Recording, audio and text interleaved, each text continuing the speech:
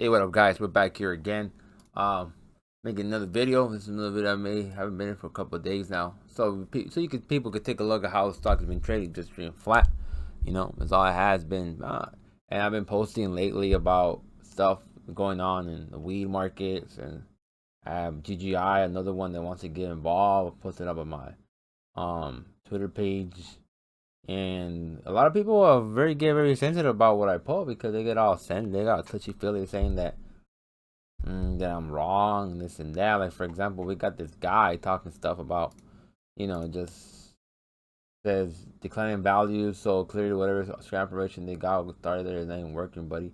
So basically, saying that ACB on all the marijuana stocks are speculative in the way it is true, but what people don't understand is that, for example, ACB, Aurora, in other words, they bought a company well back in 2018 from Mexico, and that Mexico company actually has permits to import CBD marijuana.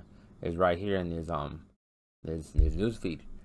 Is from Cision PR Newswire. Once it loads up here, I will show you guys what I'm talking about. So basically, they made a strategic placement in the market where they're the only ones with this type of permits.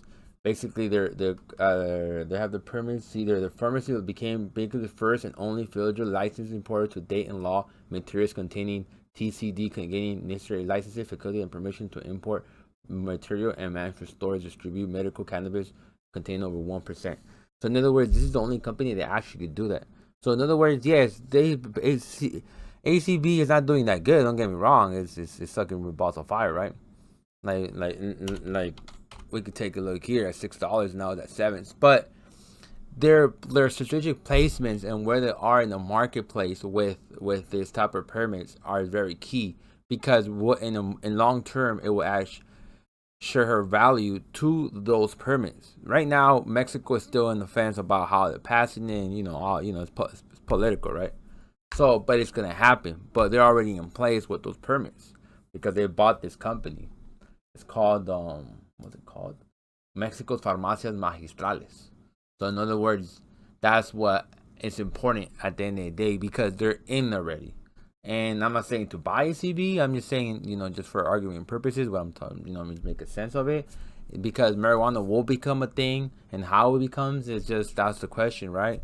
And even in the U.S., and how is that going to evolve in the marketplace? Laws, taxes, and how to import it, and companies and licenses and all this stuff, right? So we're government is slow, so that's what's happening. But we'll eventually get there. Eventually it will have a value, the short or long term value to those permits and to this company. So yes, that's why the inconsistency of gains and profits from ACB and other companies too, as AXFL also. AXFL has also been up and down with their news, and I've been posting them online. People don't like them, but I don't care what they think, because at the end of the day, it's all matters of what's reality and what's really going on, right? For example, on their SEC filing, under the section that says going concern, I'll post it out right here. I'll go back to my post. It says that basically the only way they're gonna grow is if they're gonna have financing. See, so this is straight out from their SEC filings. Is they have incurred debts since inception, ability to continue to depend on our ability to develop profit operations and continue to raise adequate financing. We are targeting sources of financing to provide continuous operation in order to meet our liabilities and they come due and continue our operations. The risk slowly depend on our ability to generate such as financing. Meaning that if there will be no insurance that could be able to continue to raise funds, and which may be unclear to meet our obligations, and we may cease operations. See, that's straight from the SEC filing. They're being honest, and people get kind of mad, like, oh, this and that, and oh my god, my feelings are hurt. Oh my god. I'm like, okay, and shit. And people looks like they found their addiction as far as going to list on the Mexico Stock Exchange.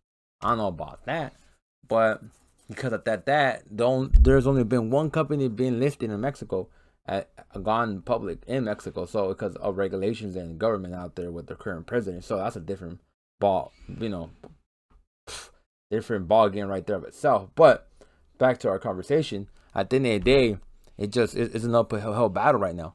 So that's why you see the stocks very, kind of down 0.004, and the stocks, the weak stocks are down because of the insecurity of the government, or what they're gonna do, how they're gonna manage it, how they're gonna develop dates, yada yada, right? And we see there's you could say depreciation in assets in the stock market that at the end of the day is taking a hit.